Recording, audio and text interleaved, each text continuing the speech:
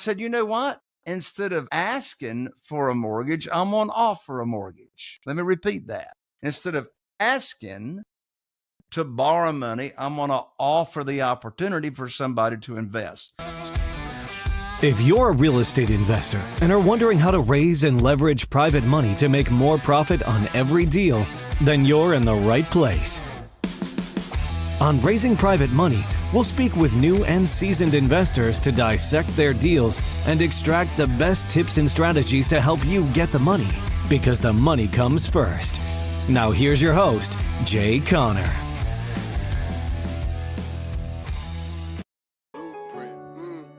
This conversation about building up your blueprint. It's time to take it, cause time is wasted. Go grind and chase it, don't lose it. This generation need integration with information to move with. An inclination that is abiding in entertaining improvement.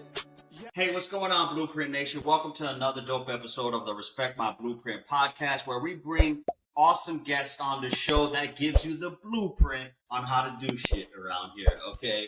And today, all of my real estate investors or my viewers who are interested in real estate, I got a very, very special treat for you, because I know one of the biggest obstacles when it comes into real estate investing is trying to source capital for your deal, right?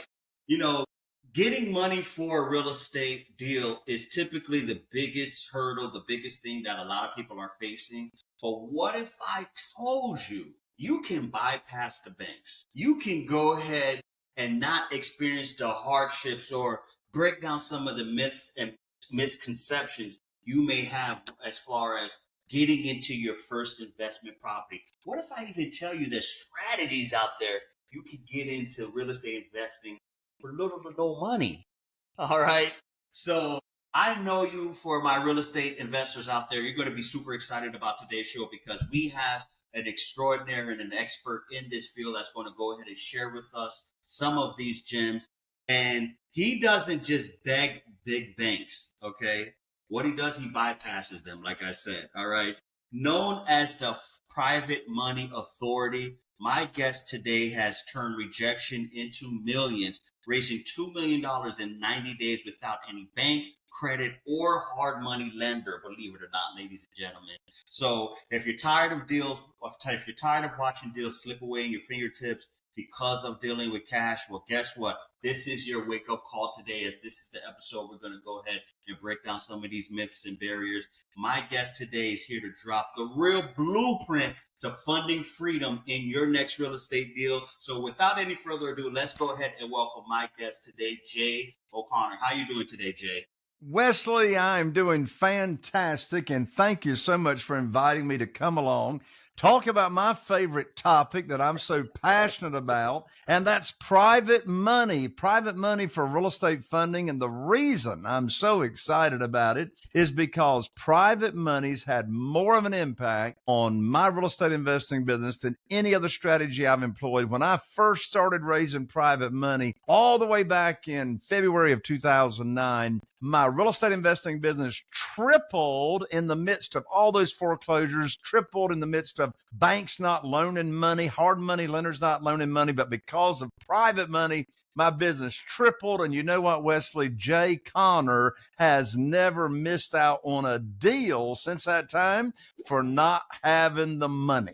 Man, hey, listen, Jay, you have definitely grabbed the attention of the audience, even myself, right? Because we all know what happened back in 2008, 7, and 9 with the financial crisis and everything. That was a bad time right there. So we're going to talk about that. But first things first, before we get into it, you've given them a little elevator pitch about yourself, but I was hoping if you could go ahead and share a little bit more about who is Jay Conner, what's his background a little bit, and how did he even get into real estate investing? Yeah. So my wife, Carol Joy, and we live here in eastern North Carolina in a real small, teeny tiny town called Morehead City, North Carolina. Population only 8,000 people in Morehead City. Our total target market that we invest in is only 40,000 people, but I've rehabbed and flipped over 500 houses now since being in real estate. We actually started way back in 2003. And our average profits right now are $86,000 per deal, per profit per deal. And I don't share that to brag at all, Wesley. I share that to make a point. And that is there's an argument to be made to be a big fish in a small pond. So this is a small market, but we dominate the market. We dominate the market with our marketing, finding motivated sellers of off-market houses that are not in the multiple listing service. I haven't bought a house out of the multiple listing service since before COVID. So you don't mess with the MLS at all, right? Well, there's nothing in there. There's no deals in there, and there's no inventory, and there's a whole lot more demand than there is supply. So all the houses that we buy are directly from for sale by owners, off-market houses. So yeah, we started all the way back in 2003. Before 2003, for decades, I was in the mobile home industry, manufactured housing. My dad, Wallace Connor, he's almost 92 years old right now, and he's still a developer and building 350 houses right now at 91 and a half years old. But yeah, I was in the mobile home business. I grew up in that industry of helping families be able to purchase affordable housing. And so that industry fell out of favor with Wall Street in the early 2000s, and the financing for the consumer went away. So I knew if I ever got out of mobile homes, I wanted to get into single family houses and flip houses. This was before HGTV even existed back then. And so, yeah, we've been buying and selling. We've been buying and selling houses since 2003. We've done hundreds and hundreds of deals. I got 47 private lenders right now, individuals that are funding our deals. And when I started out, of course, I just started out with one, right?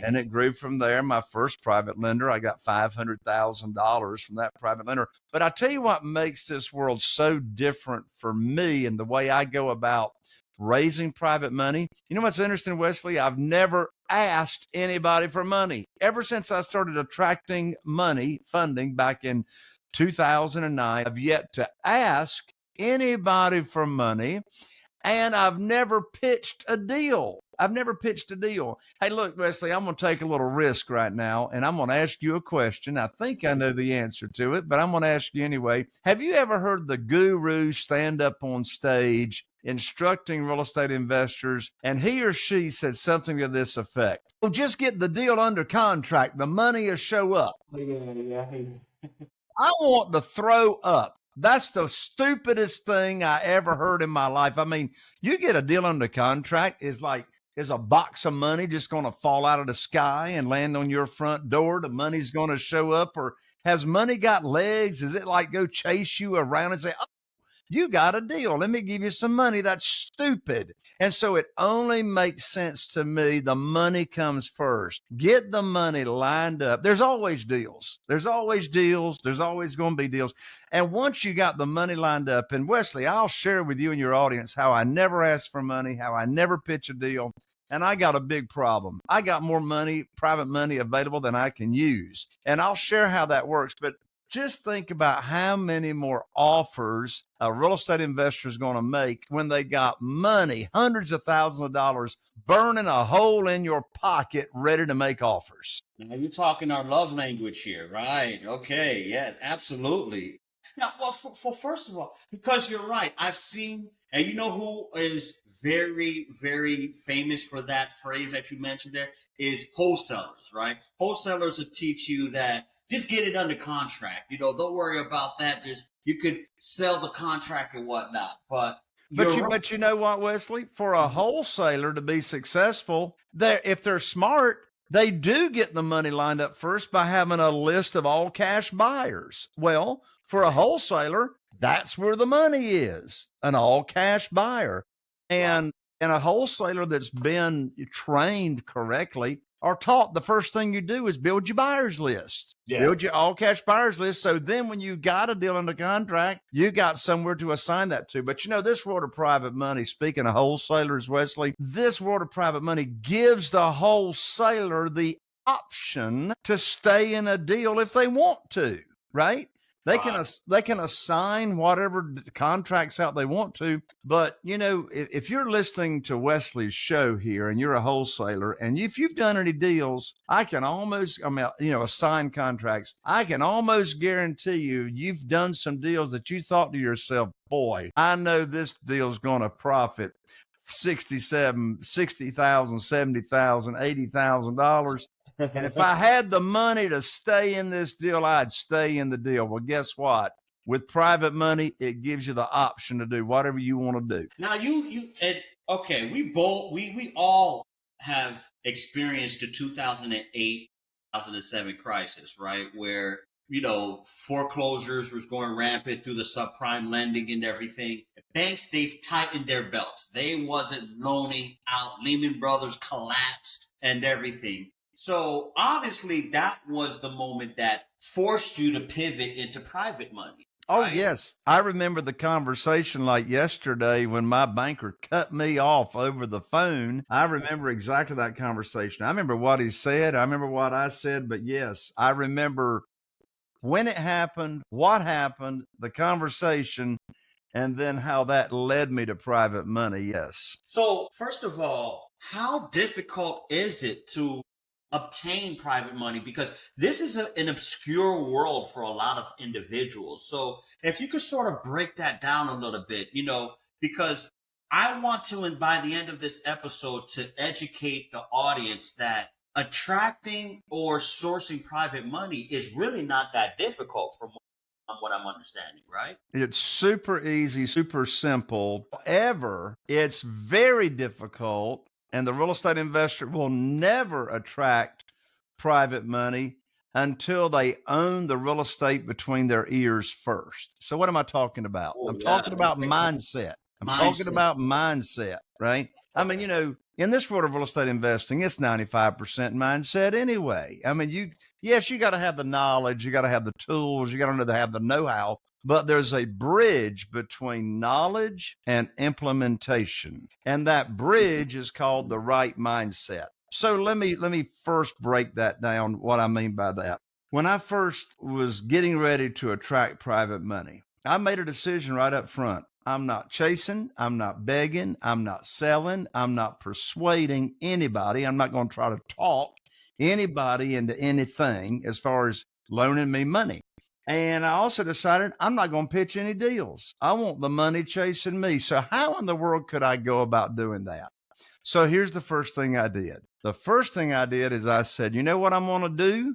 I'm going to put on my teacher hat. Money teacher. I like that. I'm going to put on my teacher hat and be a private money teacher. And I'm simply going to go about, first of all, first category of private lenders, I'm going to first go about teaching, leading with a servant's heart, and exposing the opportunity of being a private lender to, first of all, people in my own network, people that I go to church with, where, there's a 5-letter word in this world of private money that begins with a T, and that word is trust. So the trust factor, we call this relationship money. So the trust factor is huge. Who's going to loan you money unless they trust you? The only reason somebody don't loan you money on a deal is they don't think you're going to pay them, right? Or they think there's a high risk that you're not going to pay them. So trust is very, very important. So I decided, you know what? I'm going to share this opportunity with, first of all, people in my own network. And the traditional way to borrow money for real estate or to borrow money for anything is traditional mindset is whoever's got the money to loan makes the rules. Is the right? Puts the terms together. 99.9999% of people walking around think, and I call it stinking thinking, right? But they think that whoever's going to loan the money makes the rules, is the underwriter, sets the interest rate, the terms. So I turned that whole mentality upside down, and I said, you know what? Instead of asking for a mortgage, I'm going to offer a mortgage. Let me repeat that. Instead of asking to borrow money, I'm going to offer the opportunity for somebody to invest. So in order for that to happen, I had to first decide, well, what in the world am I going to teach? What am I going to teach? What am I going to offer? Now, a very, very important part of this is separating conversations. Don't miss this if you're watching or listening to this show. Okay. Separate the conversation with a potential private lender that's never done this before. I mean, I got 47 private lenders and not one of them ever heard of or knew about private money or how they could use retirement funds and move it over to a self-directed IRA company and then loan that money out as a private lender. None of them ever heard of that. None of them ever heard of that. Well, an important point to understand is separate the conversation between teaching and talking about the opportunity and how private lending works, and then having a deal for them to fund. Here's a writer downer. Desperation has a smell to it. Ooh. Desperation has a smell to it. Yes. And if you're talking with a potential private lender and you're talking about a deal in the initial conversation, you already sound desperate by even bringing that deal up, right? Right. So you see, when you're teaching, you're not chasing or begging. You're teaching and you're offering an opportunity as to what private lending is and how they can become a private lender. And it's if it doesn't make sense to them, that's fine, because you're not talking about deals. And look, some people say that are new to capital raising, they'll say, well, that fear of rejection, I just can't handle a no. Guess what? There is no rejection. There is zero rejection in this world, because let me ask you a question. How can you be rejected if you're not asking anybody for anything? Oh, yeah. 100% failure rate if you're not asking, of course. Yeah, so I'm teaching. So I had to first decide, what am I going to teach and how am I going to go about this? So after getting my mindset right, I'm not chasing and begging. I'm going to be educating people on this opportunity. So I had to decide, well, what am I going to teach? Well, I had to put my program together. I had to put my opportunity together as to what I was going to share with people. So I had to decide, okay, well, what interest rate am I going to pay people? Well, I decided 8%. I've been paying them 8% since February 2009 through all the volatility, interest rates up and down. People say to me, they say, Jay, how in the world have you been paying your private lenders the same interest rate all this time with the market going up and down? It's real simple. 8% ever since 2009 is a whole lot more money than they can get in the local bank, in a savings account, or even a 7-month or 12-month CD. And since I started doing it, it's gone from below 3% all the way down to below 1%, all the way up to 5% a year and a half ago. Now it's down below 3% again. Well, 8% is higher than all that. And secondly, I'm paying them the same thing since 2009 because I make the rules, not them. I make the rules. You make the rules. So I decided I was going to pay them 8%. I had to decide, well, how am I going to protect them, right? How are we going to mitigate the risk? Well, I decided I'm not going to borrow more than 75% of the after repaired value. I didn't say 75% of purchase price, 75% of after repaired value. That's why I always bring home a big check when I buy a property. Who wants to get paid to buy properties and take none of your own money to the closing table, right? So conservative loan to value based off of the after repaired value. How else am I going to protect them? Well, I decided that I'm not going to borrow any unsecured money. They're going to get a promissory note, and I'm going to collateralize that note with, here in North Carolina, a deed of trust. Most people call it a mortgage. So I'm not going to borrow unsecured money. I also decided I'm going to protect them by naming them as the mortgagee on the insurance policy. That gives them another layer of protection. So I want to give them all the same protection that a bank would get. So that's what I did. I put my program together, my opportunity together. And let me tell you and share, Wesley, how I got my first $500,000 as an example without asking for money. So here we go. Let's do it. Carol Joy and I, we've been going for years to church, to the Morehead City Church of Christ on Barber Road here in Morehead City.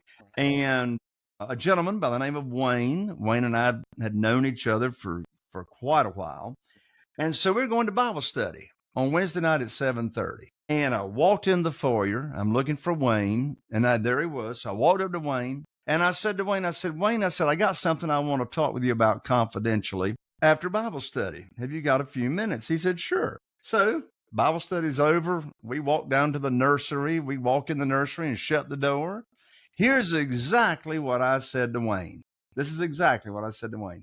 I said, Wayne, you know everybody in this town. And he did. He was the original Zenith television dealer in Morehead City, North Carolina. Now, if you don't know who the Zenith television dealer was in your town, that's because you're too young to remember life before Walmart came to town. Right. What did you do back then? You went to the Zenith television dealer and he sold it to you. He financed it.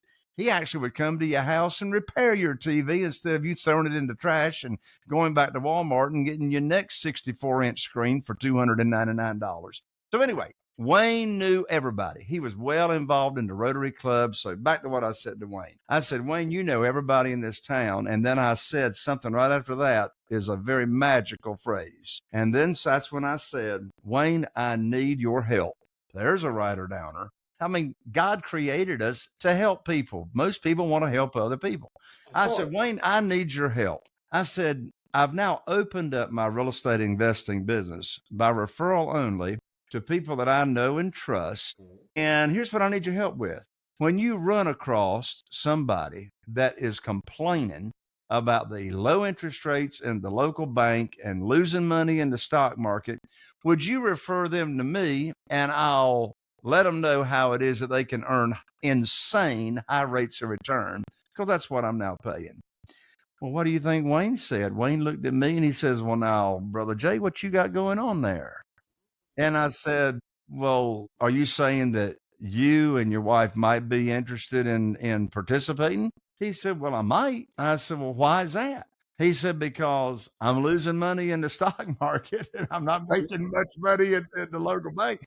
He said, well, Wayne says, well, what kind of interest rate are you paying? And I said, well, Wayne, that sort of depends on the deal. I said, what sounds high to you? He said, well, I'm making less than 3% in the local bank and I'm losing money in the stock market. He says, I don't know, maybe 5 or 6%. I said, Wayne, I can't pay you 5 or 6%, but I can pay you 8%. He said, put me down for $250,000. And so the next day I went to him and his wife's home. And I came figuratively with my teacher hat on, my whole mindset. And I came there not to ask them for money. I came there to teach them what private money, private lending is, and the opportunity I have. And so they first of all understood when I told them, I said, a private lender like yourself is simply an individual that loans money from either your investment capital and or your retirement funds. And I pay high rates of return safely and securely to my private lenders. So I taught them, I said, here's the interest rate I pay. Here's how you can get your money back in case of an emergency.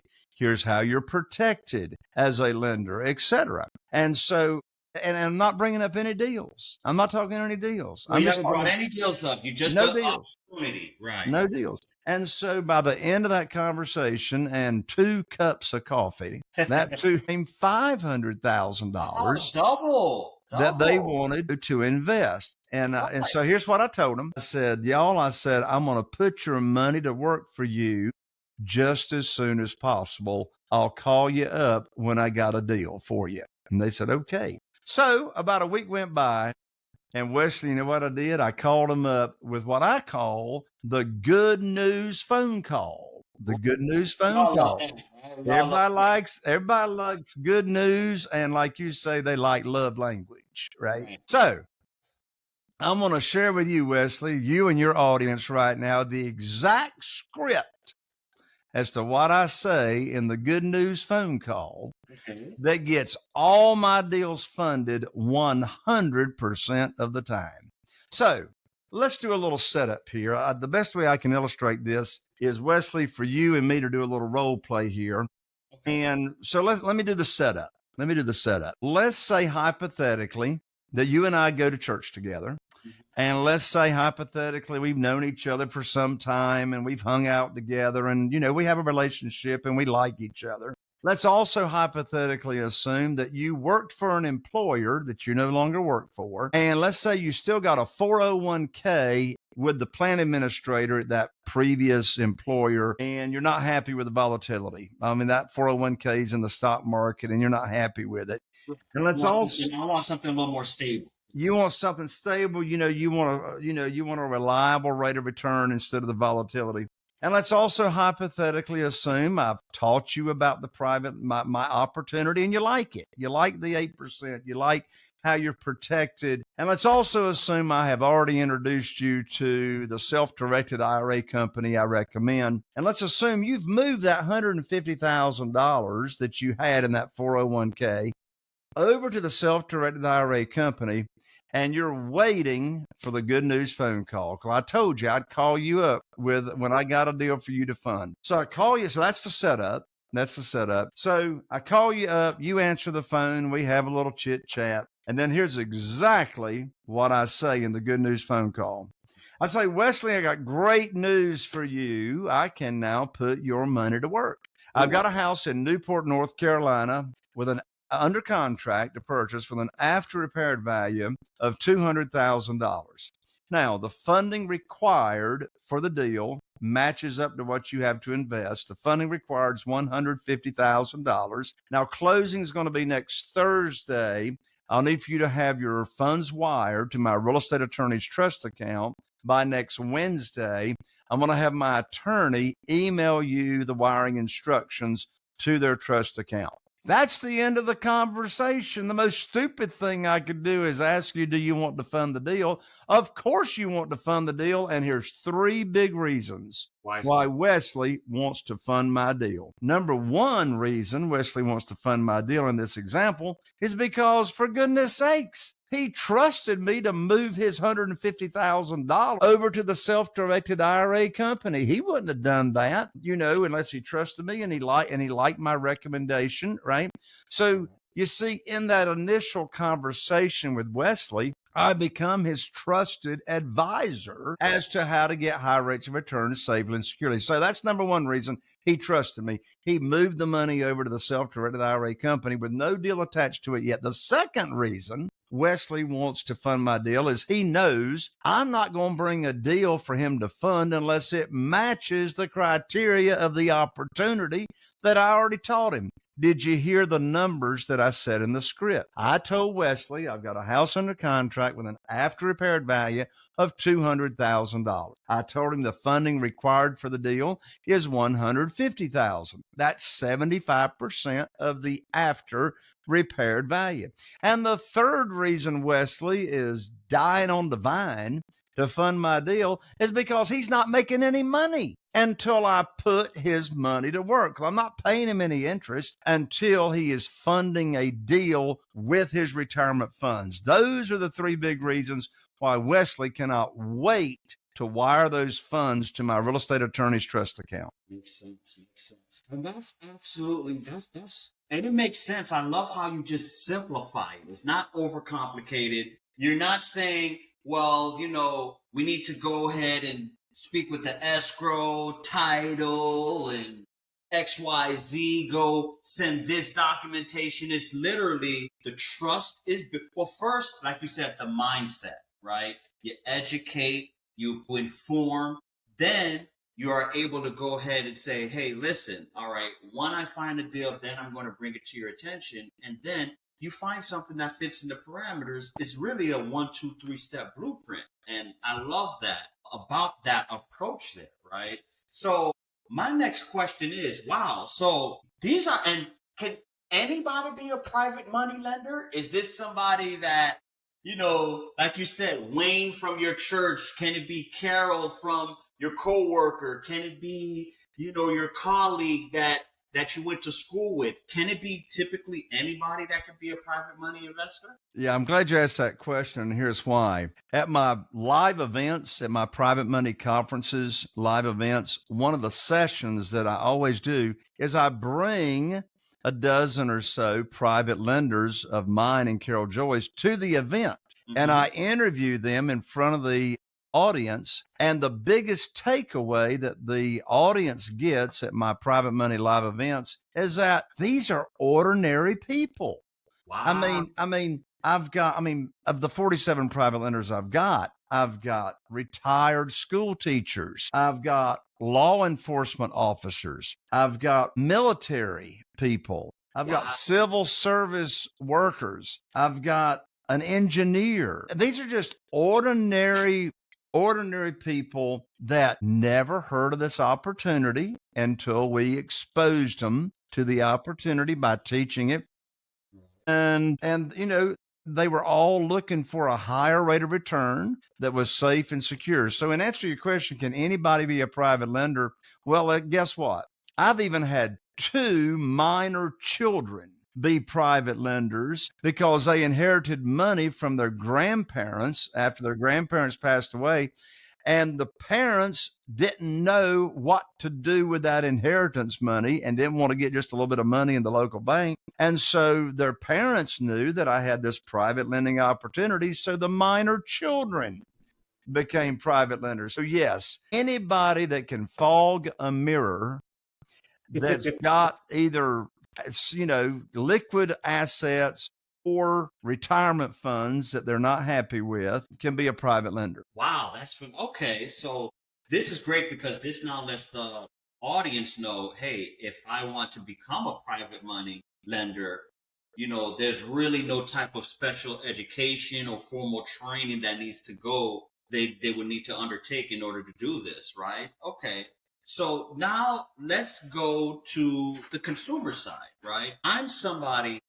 And first of all, the private money, does this typically work for investment properties or more for properties that you're looking to occupy as to live in? What's the better fit there? Yeah, typically you can, but typically you're not going to be using private money for your primary residence because the length of the note with a private lender is typically going to be in that 2-year time frame. Got it. And most of the time, I'm not going to even use the money for that length of time. Now, you could use it for your primary residence, but within time, you would probably want to refinance that, pay off your private lender, because I'm paying my private lenders 8%. I don't want to pay 8% on my primary residence when even in today's market, I could get a mortgage in the high 6s or right around 7. And of course, 3 years ago, with all the refinancing, you could get a mortgage for less than 3%. 3%. Right? So I wouldn't want to pay 8% for a very, very long period of time, to the private lender on my primary residence. Right. Okay. So this is typically for an investment. Yes. Okay. So I'm looking. Oh, and by the way, Wesley, since you brought that up, private money is not just for single family houses. It's for any kind of real estate. It's for commercial, multifamily, self-storage, land. But the difference is how you structure the deal. Now, with single family houses, the SEC's got nothing to do with what we do on raising money for single family houses. Okay. And here's why. Because everything that we borrow is asset-backed debt, which means I'm borrowing money on this single family house. The lender's not only getting a promissory note, we're not borrowing unsecured money. The private lender is getting a mortgage or a deed of trust. Well, in contrast to that, if you're raising money for commercial property or apartments or et cetera, then that's called syndication. That's where you're going to get that's where you're pulling money together and you're going to have a fund, right? You'll have a fund for your private money investors. They're investors at that point. They're really not lenders. They're investors. So they're investing in that fund. So you're going to have a SEC attorney draw up a private placement memorandum for those types of funds. But you know what? It's all the same money. It's all the same, type of individuals that are investing. It just comes down to how you structure the deal. Makes sense. Okay. So say I'm somebody that hypothetically I want to go ahead. I see a triplex or a duplex or a fourplex, right? That I want to invest in. Okay. Now, unfortunately, I'm somebody that's tight on funds, but I have a golden opportunity, right? This is a needle in the haystack opportunity that I've come across, right? Perfect terms. The seller wants to get from under this property for personal reasons. I need a private money lender, right? So I reach out to you, Jay. Jay, man, I need your help, brother. I need you to go ahead and make this thing happen for me. what's the qualifications is needed in my part in order to be able to qualify for your private money program, despite me being limited in funds and everything like that? So I'm a little confused. So ask me that a different way, So in a or better way, explain that. I want to invest So in you're a real estate investor, right? Right. In this scenario, Right. and you found a deal, right. right? And you need funding for your I deal, need funding for my deal. Yes. right? Well, there's a problem. Okay. The deal came first in your scenario and not the money. The worst time in the world to be raising money is when you need it for a deal. So don't go get the deal under contract first. Get the money lined up.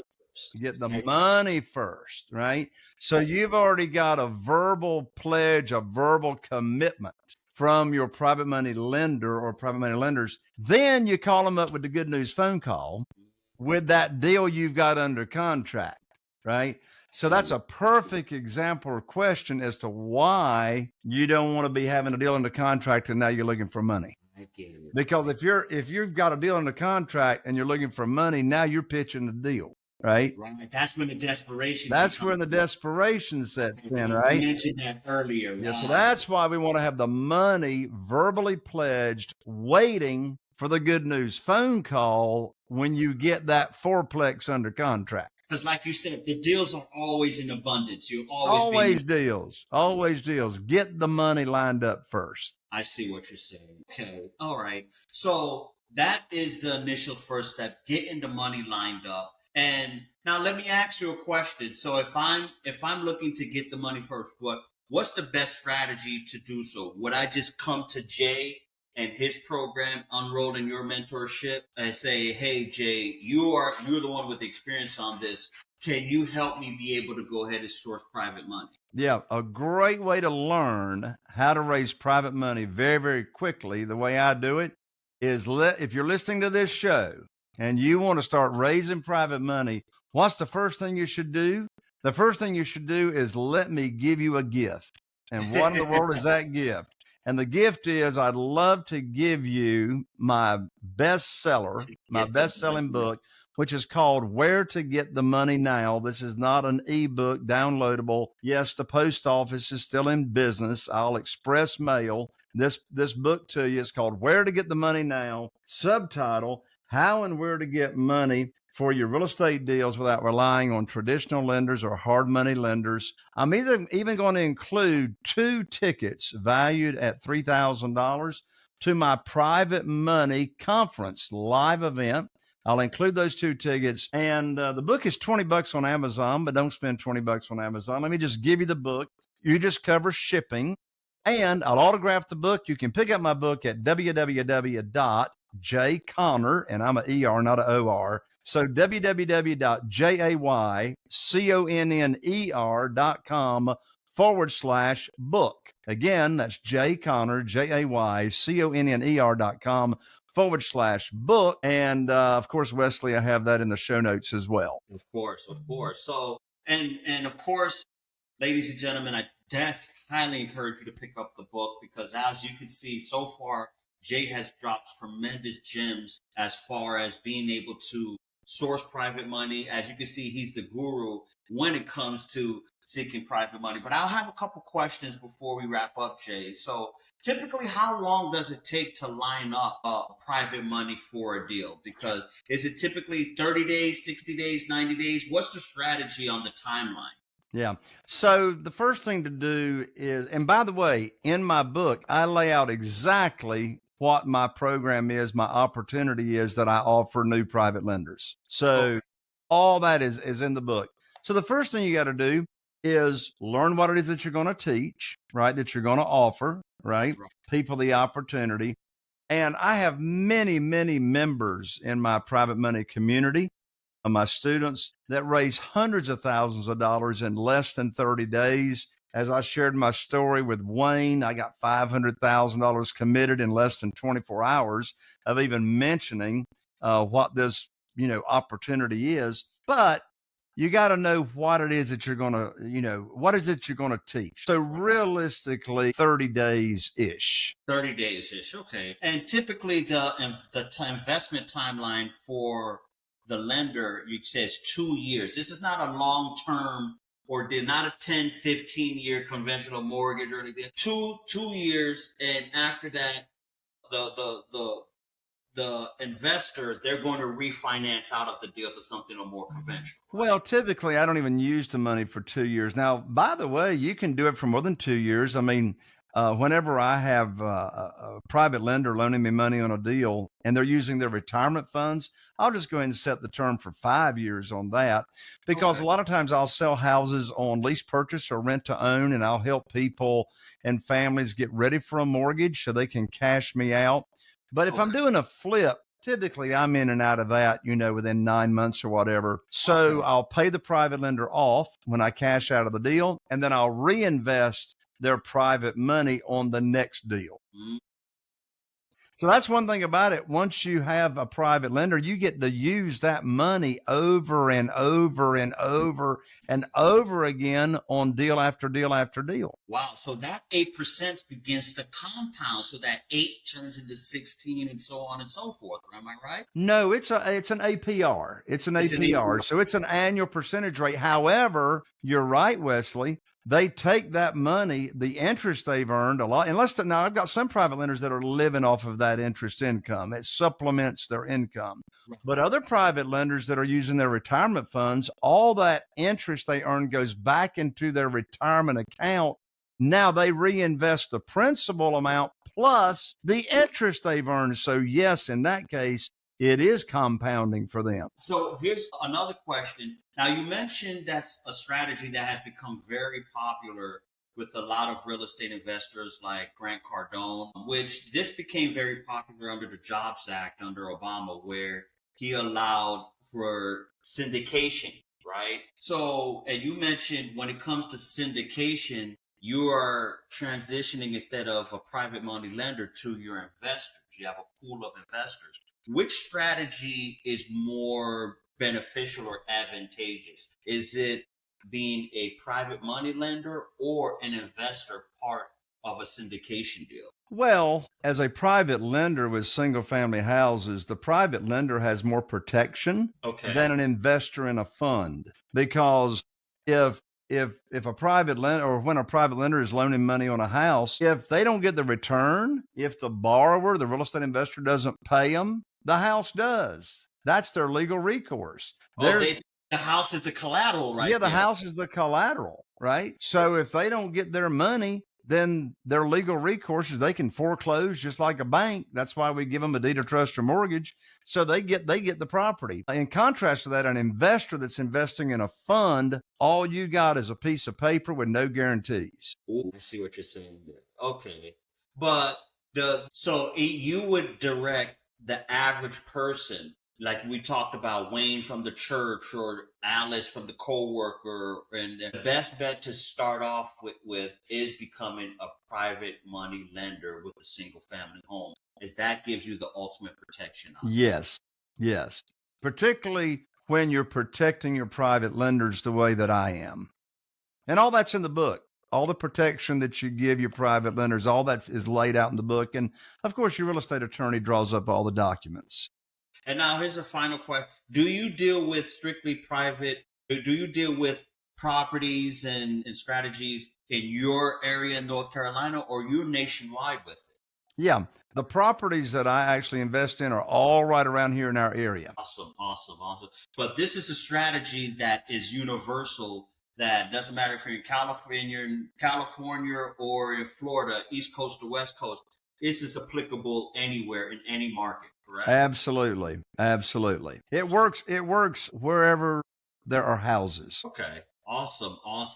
Well, listen, Jay, you have been absolutely phenomenal in educating the audience and everything like that. So before we wrap up, I want to ask you one last question before we go ahead and get into the final segment of the episode. If there's one bit of advice, what is the one piece of advice you would share with them? And that would be for a real estate investor that's wanting to raise private money? Exactly, yes. Yes. Order my book and get educated. That's what I would say. Get educated, get the mindset. And that's all what it takes, because obviously when you're educated, when you have the mindset, that puts you in a position to be able to educate others and to be able to start sourcing capital. And of course, like you said, get the money first before you start searching for the deal. Which Yes. That's the biggest takeaway right there I've taken away from today's episode. So, Jay, listen, first of all, before we wrap up, I know you have a YouTube channel. You're on LinkedIn as well, too. So if you could share with the audience how they can find you, which I wasn't even aware. You got a conference coming up. So tell the audience how they can connect with you. I'm pretty sure they have a lot of questions. There's a lot of interest right now from everybody that's watching this episode. And I also, one final time, give them instructions on how they can get that signed autographed copy of the book with the 2 tickets in it. Share it with the audience so they can go ahead and hear one more time from you. Sure, absolutely. So go to www.jayconner.com/book. And right there on that page, you'll have my contact information as well. It'll be right there in the envelope with the book. Woo, man. Listen, ladies and gentlemen, I'm going to grab me a copy. Make sure you grab a copy. Let's show Jay all of the support, all of the love that he deserves. You know, thanks for having him being on today's show to educate us, because, again, I know a lot of individuals out there that's wanting to get into real estate investing probably was thinking, man, I'm having a tough time getting funding from banks. My credit is not too good. You know, I don't have the financials or anything like that. But guess what? There's ordinary folks out there that can be able to help you fund your next deal. So it's definitely good to know that there's options out there, and Jay has definitely provided a gem with that. But listen, if you want to be able, and of course, all of the book directions to be able to get Jay's book will be in the show notes, as well as to be able to go ahead and connect with Jay. Check out his YouTube, give him a follow on LinkedIn as well too. Let's go ahead and give him all of the love and support that he deserves. Jay, thanks for coming on today. You've been absolutely phenomenal. I appreciate you, and always keep doing the right thing out there. As you know, what you're doing the Lord's work by being able to go ahead and help people earn a high return on their money, as well as providing housing for individuals out there. So keep doing the good work out there, my friend. Thank you, Wesley. And by the way, I didn't mention my podcast. If you've enjoyed this show, come over and check out my show. It's on all the podcast platforms. Just search for Raising Private Money. I'm in my 8th year now, over 800 episodes. And twice a week, I interview real estate investors that have raised private money and how they've gone about raising private money as well. So come join me at that party. Just search for Raising Private Money with Jay Conner. Wesley, God bless you. Thank you so much. You're very welcome, man. Jay, thank you so much. As well as, ladies and gentlemen, check out the Respect My Blueprint podcast every Monday, Wednesday, and Friday at 8 p.m. And always, always, always be safe out there, ladies and gentlemen. Catch you on the flip side. Take care. Bye-bye.